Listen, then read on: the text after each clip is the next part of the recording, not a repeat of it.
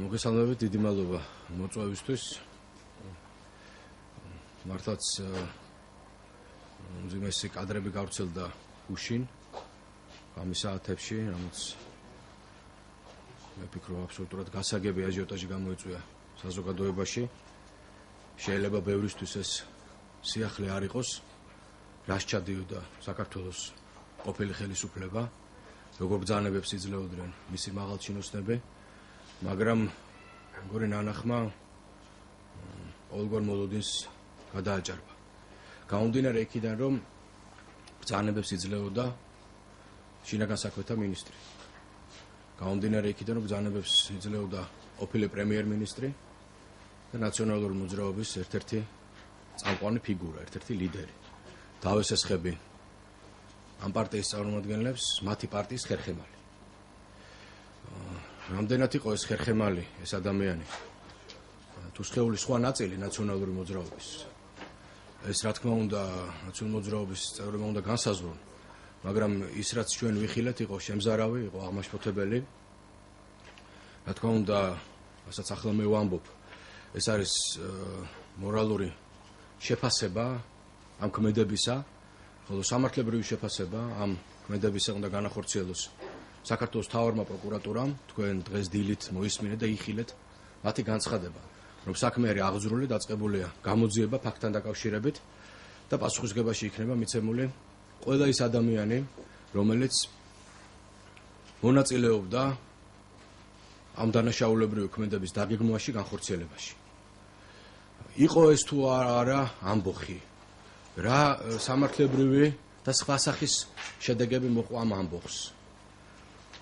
რატომ გაწირეს სასიკვდილოდ ადამიანები ამბოხიდან 2 კვირის თავზე? ვინ გეგმავდა ამ ადამიანების ფიზიკური ლიკვიდაციის და განადგურების სპეცოპერაციას?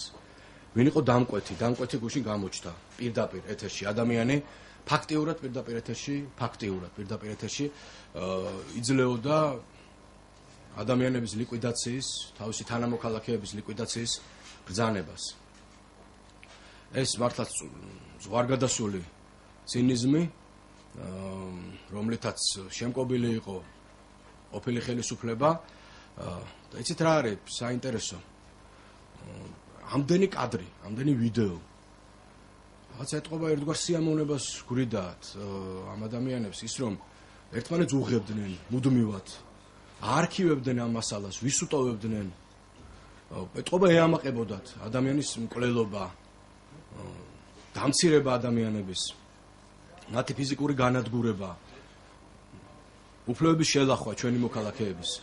თქვენ იცით, რომ გუშინ ჩატარდა ასევე ფარული ვიდეო ფირების შემსწრალელი კომისიის სხდომა. და კიდევ ერთხელ შეგახსენებთ, რომ 25,000-ზე მეტი ფირი არის ამოღებული გამოძიების მიერ ამ ეტაპზე.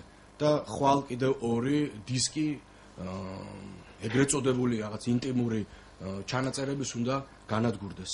ვინ იყვნენ ეს ადამიანები? მე მაქვს ეჭვი, რომ ისინი უბრალოდ მანიაკები იყვნენ. მანიაკები ქვეყნის სათავეში. ბოდის ვიხდი ესეთ შედარებისთვის, მაგრამ ჩვენ მე მგონი 21 საუკუნეში ვცხოვრობთ. ჩვენ არ ვცხოვრობთ სტალინის, ვიშინსკის, დერჟინსკის და მოლოტოვი კაგანოვიჩის პერიოდში. ჩვენ ცხოვრობდით მთელი 10 წელი იმ ადამიანების ხელისუფლების ქვეშ, რომლებიც დემოკრატიული ბაირაღების ფრიალით მოვიდნენ ხელისუფლების სათავეში. მე ამ კითხვებს როცა პასუხს ვერ ვიღებ. მაინტერესებს აი გოკა გაბაშვილისგან, ციკლაურისგან, ბობოხიძესგან და სხვა ეგრეთ წოდებული ლიდერებისგან ნაციონალური მოძრაობისა. როცა ქალს და კაცს დაუმონტაჟებ ვიდეო თვალს, მეუღლეებს საძინებელში და მათ გადაუღებ. მათ შორის საკუთარ თანაგუნდელსაც. ეს მორალური და ზნეობრივი საქციელია? როცა ადამიანების ფიზიკური განადგურების ბრძანებას იძლევა, ვიგინდა რა მერაბიშვილი, პირდაპირ და ეუნება ადამიანებს, რომ მოსპეთ, 2 გვამი მჭირდება და პრემიებს გადაგიხდითო. და პრემიების თემაზე შემდეგ ცალკე ვისაუბროთ. ეს ნორმალური ფაქტია? როცა გუშინ წინ იმედის ეთერში პირდაპირ გამოდის ერთ-ერთი ნაძირალა ასევე დანბევი ზონა ნიუსის თუ თავისუფალი ზონის თუ რაღაცა უბედურების წარმომადგენელი და ამბობს, რომ დიახაც მე დავარბიე 26 მაისს ხალხი მე მოვკალი ცემაში ქართველები, მე ვათრევდი სისხლიან მამაკაცებს რუსთაველის გამზირზე და მე ამითი ვამაყობ. და ჩემი მამამარჩენალი მიხეილი თუ მიბრძანებს, მე იგივეს ჩავიდენ კიდევ. და გვერდზე ქალბატონი ორჯონიკიძე გუნდრუქს უკმევს და ტაშის ცემით ეგებება ქალბატონი, ქალი, დედა, შვილების. ეს არის საშინელება. ხვდები და მე ამაზე გული მტკივა, იმიტომ რომ მე ვარ ქართველი და ამ ქვეყანაში ვარ გაზრდილი. და ყოველდღე ესეთი რაღაცების მოსმენა ეს უკვე არის წარმოუდგენელი უსამართლობა და ცინიზმი. და აი გუშინ სოციალურ ქსელებში ფაქტიურად მთელი ღამის განმავლობაში აი მეც და ჩემ თანაგუნდელებსაც უამრავი ადამიანი ეკითხებოდა რომ თქვენ გვერდზე გიზიან ეს ადამიანები პარლამენტის სისტემათა დარბაზში. ფაქტიურად ან დამნაშავეები, ან კოლონების მანიაკების მფარველები. აბა თქვენ თუ მოგისმენიათ ერთი ნაციონალისგან სერგო თეთრაძის საშინელ საქმეზე ერთი მონანიება, ერთი სიტყვა მონანიების, ვინმეს გაგსმენიათ? ვინმეს გაგსმენიათ კაცი გამოიყვანეს 60 წლის კაცი ციხიდან. გააუპატიურეს უკაცრავად მისი ოჯახის წევრების ბოდისვიხთი მას შვილი ეძდება და მეუღლე ყავდა საუბედუროდ. მისი მეგობრები მუხლის ჩოქებზე იქ საბელ გამობმული ტიტუელი მამაკაცები ნაძირლებმა თავდაცვის სამინისტროს კორიდორებში არ ბენინეს და ერთი მონანიების სიტყვა თქვენ მოგისმენიათ მათგან?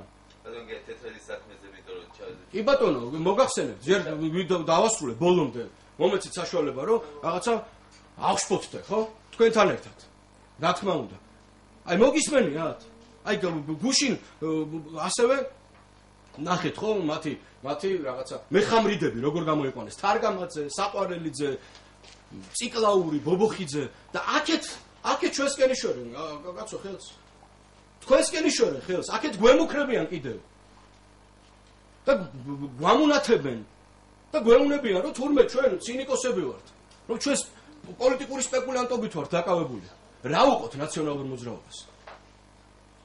რა უყოთ ამ ადამიანებს? აი მე ჩემთვის ეს დილემა არის. და ძალიან გული მტკივა რომ ჩვენ სათქმელი ბოლომდე ვერ თქვით მათ შორის საქართველოს პარლამენტში და მე უამრავ ჩემ კოლეგას ვესაუბრებ ამაზე თავის დროზე მეც და რამდენიმე ადამიანიც ვაპირებდით საგამოძიებო დროებითი კომისიის შექმნა საქართველოს პარლამენტში რომ ადამიანების საქმეები გაგვეხილა იქ საქართველოს პარლამენტში მათ მიერ ჩადენილი დანაშაულობები მაგრამ არ მოგვეცა ამის გაკეთების საშუალება სამწუხაროდ იმიტომ რომ პროკურატურიდან გვეუბნებოდნენ რომ ჩვენ საქმეებს ვიძიებთ და სად არის მათ შორის გამოძიებული საქმეები მე 1000 ადამიანი ხდება ქუჩაში. Facebook-ზე წერს უამრავი წერილს. პროკურორებს არ წერენ წერილებს, ჩვენ ვწერენ დეპუტატებს. იმიტომ რომ ჩვენ ვართ ხალხის რჩეულები. მანდატი ჩვენ გვიყრია ხელთ და არა პროკურორებს. რომლებიც ჩვენი მთავრობის მიერ არიან დანიშნულები თანამდებობებზე. ამიტომ პასუხს ჩვენ ვაგებთ. და ზოგადად კრებსითაც შემდეგ საზოგადოდ აგებს ხელისუფლება პასუხს. და მოდის არჩევნები 14 წელს და მოდის 16 წელს არჩევნები. არაფერი სამი დღემში არ არის ამ ქვეყანაზე და ამ ხელისუფლების წარმომადგენლებმაც უნდა იცოდნენ რომ მოვა დრო მოვლენ ახალი ადამიანები რომლებიც ჩვენ შეგვცვლიან და ამისგან ტრაგედია არავინ არ უნდა შექმნას და მე ქუჩაში გასვლის არ უნდა მოგერიდოს და ადამიანებისთვის თვალებში შეხედვის ამიტომ პასუხისმგებლობა უდიდესია ჩვენზე უდიდესი პასუხისმგებლობა არის იმიტომ რომ ჩვენ მოვედით ამ ავაზაკების შემდეგ ხელისუფლებაში და მათ მიერ გაფუჭებული საქმეები ჩვენ უნდა გამოვაკეთოთ და თუ დაირღვა ადამიანის უფლებები, თუ იყო დანაშაული კაცობრიობის წინაშე ჩადენილი და ის რასაც სააკაშვილი წერენ ამიყილა და მერაბიშვილი ამბობს ეს არის სწორედ კაცობრიობის წინააღმდეგ ჩადენილი დანაშაულის ერთ-ერთი ფრაგმენტი და პრემიები, საშინელი საერთოდ მეთოდი. ჩვენ ეს ვიცოდით ყველა. როგორც მტკიცებულება არ ქონდა. 7 ნოემბერს პრემიები, გირგვიანი მოკლეს პრემიები, 26 მაისს დაარბიეს პრემიები 15 მაისს 15 ივნისს სამართლოს წინ ადამიანებს თვალები დათხარეს და საშინლაცემეს ადამიანები პრემიები იქ დახოცეს ხალხი მუხროვანის სპეცოპერაციის შემდეგ ორი კვირის თავზე პრემიები თურმე 12,000 ლარი დაურიგებიათ ვიღაცა კოლელი ნაძირლებისთვის რომლებიც შეიძლება ეხლაც მუშაობენ შინაგან საქმეთა სამინისტროში აი ეს კადრები უნდა იყოს ამოღებული გუშინდელი და ყველა ადამიანი უნდა იყოს დაკითხული და უნდა გავიდენ არა მარტო დამნაშავეებზე, არამედ შემკვეთებზე. ეს არის მთავარი. სისტემური დანაშაული ყვაოდა საქართველოში 9 წლის მანძილზე. ყველანი ციხეში, აი ეს ლოზუნგი გადმოსროლული 2005 წელს საქართველოს პარლამენტის სტომათა დარბაზში და მეც იმ დარბაზში ვიყავ, ჩემ და საუბედუროდ. და ვიხილე ეს მარაზმი. აი ამის შემდეგ 7-8 წლის მანძილზე სული ამოხადეს ხალხს. და არავინ ბოდის არ ეხტის ამის გულისთვის. ერთი მონანიების სიტყვა არ გამიგიამი არავისგან, არც ერთი ადამიანისგან. არც პარლამენტში, არც მის ფარგლებს გარეთ. და კიდევ გამოდიან სითავხედელ ყოფნით ამ ადამიანებს და თუ თავხედობა და ამართლებენ ამ ყველაფერს. და მით უარეს შვებიან თავისთვის. უფრო ღრმა სამარეს ითხრიან პოლიტიკურს. რაც უფრო მაგრა გადაეფარებიან მერაბიშვილს და სხვა ავაზაკებს თუ მანიაკებს, მით უფრო ღრმა პოლიტიკურ სამარეს ამოითხრიან. და უნდა იცოდეს ყველამ რომ არასოდეს ნაციონალური მოძრაობა ქვეყნის სათავეში აღარ დაბრუნდება. ეს არის გამორიცხული. ეს არის შურის გებით ახსილი ხალხი და გუშინ მე მათ სახეებს უყურებდი, რომლებსაც ერთი სული აქვს, როგორმე მობრუნდნენ ქვეყნის სათავეში და სიკვდილის კალოს დააყენებენ ამ ქვეყანაში. ამას გეუბნებით სრული პასუხისმგებლობით. და ჩვენ ვართ გადარჩენილი ეროვნულ ტრაგედიას 1 ოქტომბერს. და როცა გვეუბნებიან, რომ აი ხშირად ახსენებთ ბიძინა ივანიშვილის სახელს, აბა ვისი სახელი უნდა ვახსენოთ? ვანო მერაბიშვილის? გივი თარგამაძის? ვისი? მეგის ქარდავას სახელი უნდა ვახსენო? მანიაკის? თუ ზურაადეიშვილის, სოროში როა სადღაც მიმალული ბუდაპეშტში, თუ უნგრეთში თუ იმის იქეთ. ვისი სახელი უნდა ვახსენო? ვინ არის ჩემი ახალი დროის გმირი? ეს ადამიანები არიან? თქვენ როგორ ფიქრობთ? თქვენი გმირი ვინ არის? რომელი ერთი ჩემს მიერ ჩამოთვლილი? როგორ ეძინათ ამ ადამიანებს საერთოდ სახში? როგორ მიდიოდნენ? ბავშვებს როგორ ეფერებოდნენ? მეუღლეებს? როგორ? აი ამიხსენით. მაგრამ ეს იყო მათი ბუნება, ავაზაკური. ზანეთ ახლა. დიახ, ბატონო გიორგი, ზემოთ ხმებდანეთ შესაძლებელია ეს ადამიანები პროვაც მუშაობდნენ ძალოვან უწყებებში. გეტყვით რომ იგივე კადრებში ერთ-ერთი მაღალჩინოსანი ახლაც მუშაობ ნაიროშვილი თავდაცვის ძალიან ცუდი ბატონო თუ მუშაობს. თეთრაძის საქმე, თეთრაძის საქმეში გრადებული ერთ-ერთი ოჯახი ვინც ადანაშაულებს, ის არათუ გათავისუფლდა სამსახურიდან, არამედ დაწნაურდა ირაკლი ალასანიას უწყებაში. როგორ ფიქრობთ, ამდენ არის დროადელი? ამაზე ვსაუბრობდი მე ბატონო, ამაზე სწორედ არის ძალიან ბევრი პრობლემა. ეს პრობლემები არის სასწრაფოდ მოსაგვარებელი. ხალხი უბრალოდ მეც ვერ მოითქეს და ვერ გაიგებს. ჩვენ მე ჩემ ამორჩეულზე ვსაუბრობ ახლა და ზოგადად ვსაუბრობ საზოგადოებაზე, არა მხოლოდ ჩემ ამორჩეულზე, ნაციონალური მოძრაობის ამორჩეულზე ვსაუბრობ. უნდა გაერკვიონ ადამიანები.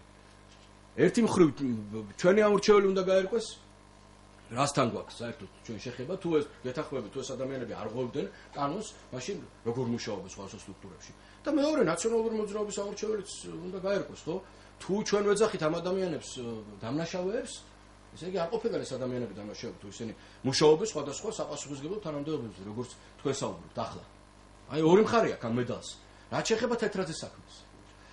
ამასთან დაკავშირებით დაახლოებით 3 თვის უკან თავდაცვის მინისტრი შეხვდა მეუღლეს და შეხვდა ადვოკატს. მეორე დღესვე დაახლოებით 12 ადამიანი იყო გადაყენებული თანამდებობიდან. დიახ, გამოძიების დამთავრებამდე. პროკურატურიდან რამდენიმე მათგანზე მოვიდა წერილი, ეს გაახმოვანა მინისტრმა დაახლოებით 3 დღის უკან, სადაც შავი თეთრზე ეწერა, რომ ზოგიერთი მათგანი არაფერ შუაში არ არის ამ საქმესთან დაკავშირებით. რა უნდა ექნა თავდაცვის მინისტრს? თუ იგი არ აღადგენდა ამ ადამიანებს, მაშინ ეს ადამიანები საქართველოს სასამართლოების საშუალებით აღიდგენდნენ თავს, მოითხოვდნენ კომპენსაციას და მათ ამის უფლება ჰქონდათ. რამდენიმე მათგანი, ოღონდ არა ყველა, აღდგა თანამდებობაზე, რამდენიმე არ აღდგა, ისინი ისევ გამოძიების ქვეშ არიან. მიმდინარეობს კიდევ გამოძიება სხვათა შორის ამ ფაქტთან დაკავშირებით 3 დღის უკან, როცა რამდენიმე მანიაკს მიუსაჯეს 9-10 წელი და მანამდე მინდა გითხრათ, რომ ორი გამპატიურებელი ყავდათ ციხეში. აი რა წარმოუდგენელი ამბავია. და თქვენ დაუკვირდით უბრალოდ ჩვენ საცხოვრობთ. ორი ადამიანი ყავდათ ციხეში, რომელსაც მამაკაცებს აუპატიურებინებდნენ. ხვდებით თქვენ? რაზე ვსაუბრობ მე? ერთს აქვს 22 წელი მისჯილი, ერთს 23 წელი. მე მათი გვარები არ მახსოვს. დაახლოებით 6 თვის უკან დასრულდა ეს სასამართლო. თეთრაძის საქმეს. ამ ადამიანებს, ესეთ ადამიანებს ხელს აფარებენ ეს ლიდერები. აბა ვის ამოაღერღინებ ერთ სიტყვას მაინც და ათქმევინებ, რომ სერგო თეთრაძე მოკალეს წამებით. და არავითარი ჯაშუში ის არ იყო. ვის ათქმევინებთ ორ სიტყვას მაინც, რომ დენით კი არ გარდაიცვალნენ ეს ადამიანი ელექტროდენის დარტყმით იქ 26 მაისს მაღაზიის თავზე. არამედ მოკლეს ეს ადამიანები და იქ შემოაწყვეს. ვის ათქმევინებთ ერთ სიტყვას მაინც, რომ არ შეიძლებოდა დამოუკიდებელ ტელეკომპანია იმედში შევარდნა და ორსული ქალების, თქვენი კოლეგების ცემა. არ შეიძლებოდა ამის გაკეთება. ვინმე სათქმევინებთ ამას, ვინმე თქვა ამაზე ვწუხარ მე, ხვდები? რომ მოენანიებინათ ამ ადამიანებს, თავიანთი ცოდვები და დანაშაული. მე ვერ შეუნდობდი. მე არა ვარ მოძღვარი. მოძღვარი მათთვის არის ქართველი ხალხი. მათ უნდა დაეჩოქონ მუხლებზე და პატიებას თხოვონ. მე თავი გამანებო. მე ვარ მათი პოლიტიკური მოწინააღმდეგე და ესეთად დავრჩების ამდენ პირში სული მიდგას. ეს სხვა არის. მე ხა პირადი შურის გება კი არ მომძრაობს. მიუხედავად იმისა, რომ ჩემ თავზე მათ შორის წისქვილის ხო არ დატრიალებულა ამ 9 წლის მანძილზე და ყველაფერი გადავხდა. ბევრი თქვენ იცით, ბევრი არ იცით. მე ამას არასდროს არ ვიტყვი. ეს ჩემთან დარჩება და მათთან დარჩება. მე არა ვარ ხანგარისტორებით დაკავებული, მაგრამ და არ ვითხოვ მათ დაჟჯას იმის გამო, რაც მე გადავხდა და ჩემ ოჯახს, მაგრამ ამოდან მე პასუხი ხო უნდა აგო. და თუ არ აგებენ პასუხს, მაშინ ჩვენ ვაგებთ პასუხს. ახალი ხელისუფლება და მე ამაზე ძალიან ვდარდობ. და წუხვარ. და გეთანხმებით ამაში. რომ ბოლოს და ბოლოს ყველაფერს უნდა დაესვას წერტილი. უნდა იყოს ბოლომდე მიყვანილი ყველა დაწყებული გამოძიება, რომელიც ძალიან გაჭიანურდა. მე არ ვიცი, რას აკეთებდნენ გამოძიებლები და პროკურორები მთელი 1 წლის მანძილზე. კი ბატონო, არის გარკვეული შედეგები. ძალიან ბევრი ავაზაკი იხდის უკვე სასჯელს. ბევრი პოლიტიკური თანამდებობის პირი დაკავებულია, ბევრი გადახვეწილია და ძებნილია. აი დღესაც განახდება ბატონი კეზერაშვილის, მთავარი დამფინანსებლის საქმე ნაციონალური მოძრაობის საფრანგეთის სასამართლოში. მაგრამ ეს არ არის საკმარისი. ადამიანები მათ შორის ითხოვენ პოლიტიკურ შეფასებას იმ მოვლენების, რაც ჩვენ ყველას თავს გადახვდა ამ 9-10 წლის მანძილზე. რასთან ჰქონდა ჩვენ შეხება? ვინ იყვნენ ეს ადამიანები? რა მიზნით მოვიდნენ ისინი ხელისუფლებაში? რატომ ყავდა ამდენი პატიმარი ციხეებში? ამდენი პოლიტპატიმარი ციხეებში, ამდენი დაღუპული? რატო აყალბებდნენ არჩევნებს? რა ხდება იმ საქმესთან დაკავშირებით, სხვათა შორის? ბათუმში რომ იპოვეს 1000-ობით და 10000-ობით ყალბი პირადობის მოწმობა. რა ხდება ამ საქმესთან დაკავშირებით? აი მე შემთხვევით სარგებლო მიმართავ პირდაპირ საქართველოს მთავარ პროკურორს. იმის იქეთ ბატონო? იმის იქეთ რა ხდება? პატარიძე გავიგე, იმის იქეთ რა თუნდა ამას 5-6 თვე ამ საქმეების გამოძიებას? რა საჭიროა ამ საქმეების გამოძიებისთვის 5-6 თვე? და კიდევ აქამდე მე თავს ვიკავებდი მათ შორის მიმემართა პროკურატურისთვის სხვა საქმეებთან დაკავშირებით. იცით თქვენ პოლიციის სამმართველოსთან ორჯერ საშინლად იყო დარბეული ხალხი. ჩვენ გვყავს დღეს პარლამენტში რამდენიმე ადამიანი დეპუტატი ჩვენ გუნდში, რომელიც ლამეთ ცემით მოკლეს. აბაშიძე, გელაშვილი, დავითაშვილი და სხვები და სხვები. აბა ვინმე მითხრა საქართველოს მთავარი პროკურატურიდან. თუ არის მაგალითად ზურა აბაშიძე დაკითხული თავის საქმესთან დაკავშირებით. ეს დანაშაული არის ხო ბატონებო?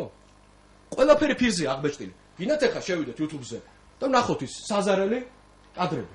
ეს ადამიანები, ვინ ზურა აბაშიძეს ცემაში კლავდნენ და სხვა ბიჭებს და სხვა ჩვენ თანამებრძოლებს, დაჩიც აგურიას და სხვებს. სად არიან ახლა? ბოდიში მომიხდია. სად მუშაობენ? შეიძლება ახლა ვიღაცა გაღიზიანდეს ამ ჩემი გამოსულით და მაგრამ ეს ნაკლებად მაღელდებს. საერთოდ ნაკლებად მაღელდებს ადამიანების გაღიზიანება. თქვენ შეამჩნიეთ მე მგონი. ეს არის ჩემი თავარი საერთოდ ხათაბალა.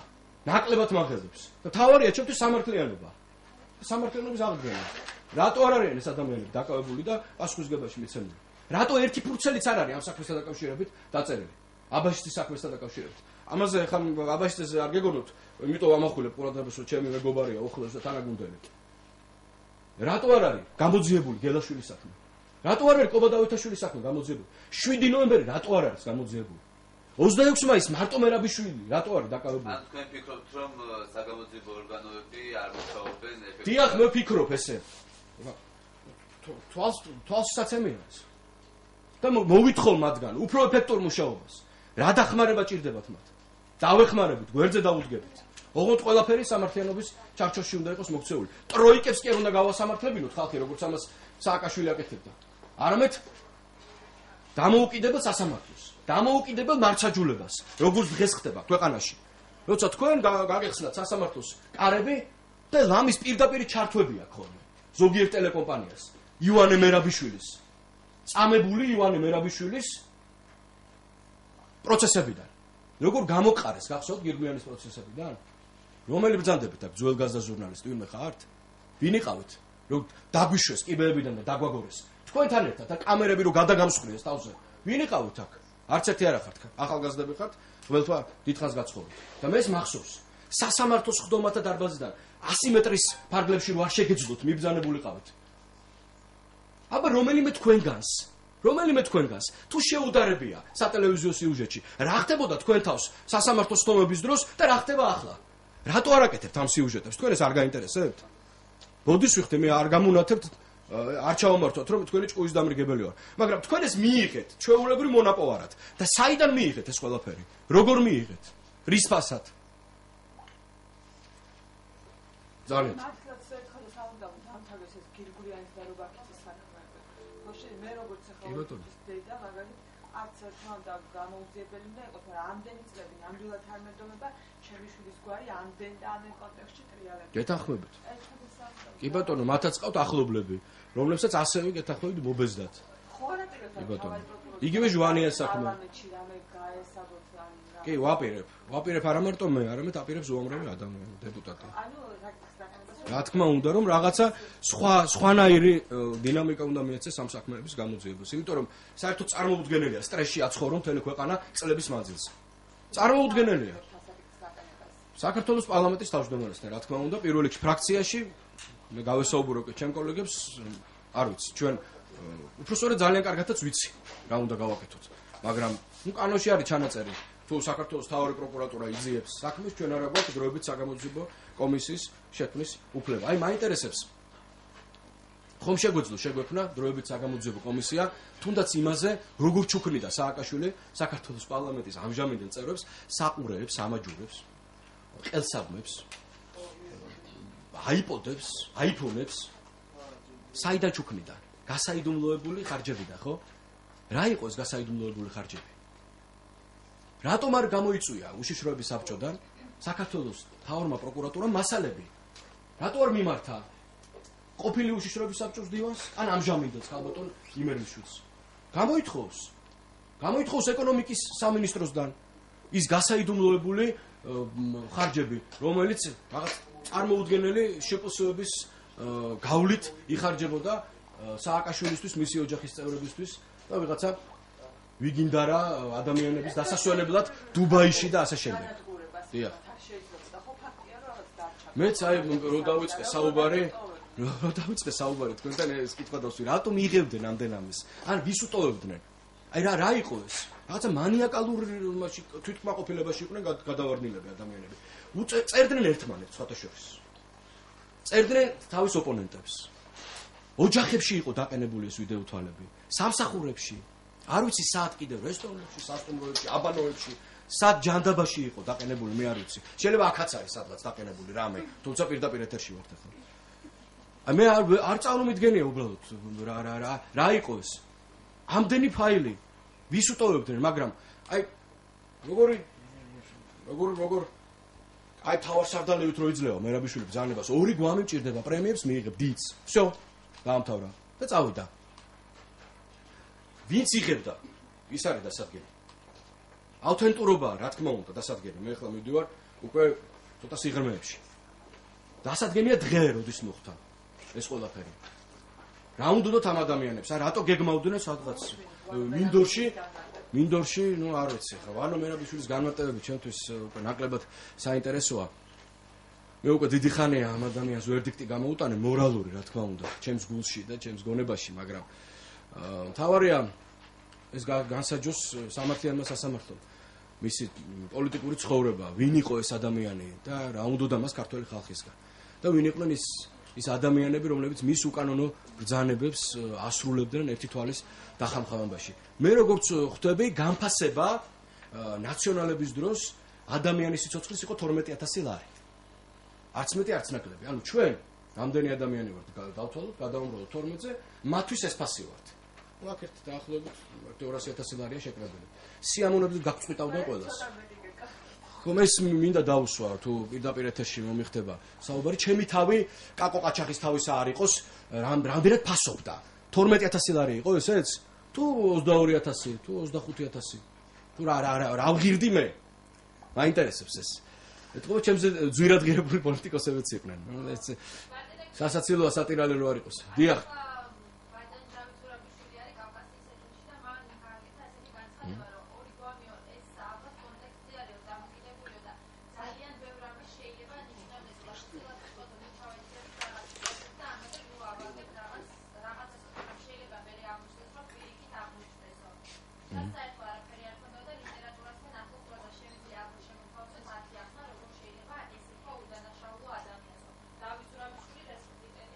ხო ჯობია ბატონ დავიწყითხოთ რას ფიქრობს ის და რატო ამბობს ამას ნებისმიერი ადამიანი თავისუფალია განმარტებებში მათ შორის და ის რასაც ახლა მე თქვენ მეუბნებით კიდევ ერთხელ ცხადყოფს იმას რომ არავინ არ არის შეზღუდული განცხადებებში ჩვენ პოლიტიკურ გუნდში ეს ძალიან კარგია მე ვფიქრობ უნდა შევეგუოთ იმას რომ კოალიცია არის 6 ფრაქციული თუ 6 პარტიული და მათ შორის რესპუბლიკელ ზურაბიშვილსაც აქ ამგვარი ახსნის ამ საზარელი მოვლენის ამგვარი ახსნის საშუალება მე ვფიქრობ ეს პირდაპირ მნიშვნელობით ბატონი მერაბიშვილი თუ ბატონი ზურაბიშვილი ახლა ამას ფიქრობს მე ხომ აქ განსჯიზა ფიქრის უფლება მადლობთ თუ დავაკვირდებით როგორ განვითარდა შემდეგ მოვლენები 2 კვირის თუ 10 დღის თავზე მე ზუსტად არ მახსოვს რა რომელ დღეს ჩაცხრილეს მანქანაში მკრიალაშვილი და ოთანაცე რომელსაც 13 ტყვიან მოხდა